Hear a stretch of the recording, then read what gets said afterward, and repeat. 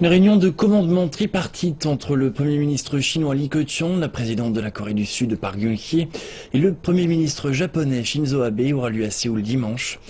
Mardi, le ministre chinois des Affaires étrangères Wang Yi a participé à un séminaire tripartite organisé par l'Association diplomatique publique de Chine. Il a élaboré la position de la Chine avant la réunion de dimanche.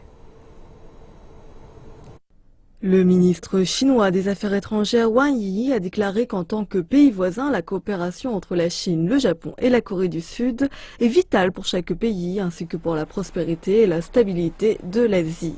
Les questions historiques entravent cependant le progrès. Afin d'ouvrir la voie, les hauts diplomates chinois ont pressé le Japon de reconnaître son histoire en temps de guerre. La Chine et la Corée du Sud n'ont pas l'intention de s'en tenir aux questions historiques, mais ces questions ne peuvent être ignorées.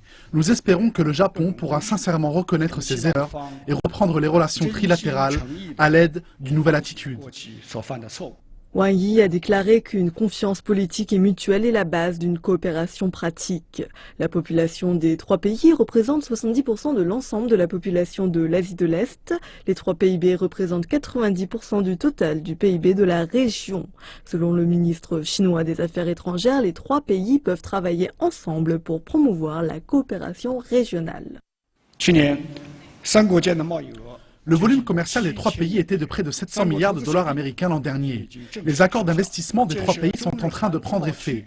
L'établissement d'une zone de libre-échange entre les trois pays est dans l'intérêt de tout le monde. Les trois pays devraient accélérer les discussions autour du partenariat global économique régional. Grâce à la zone de libre-échange, ce partenariat, le TPP, l'objectif d'une zone de libre-échange dans la région Asie-Pacifique, pourra se promouvoir davantage.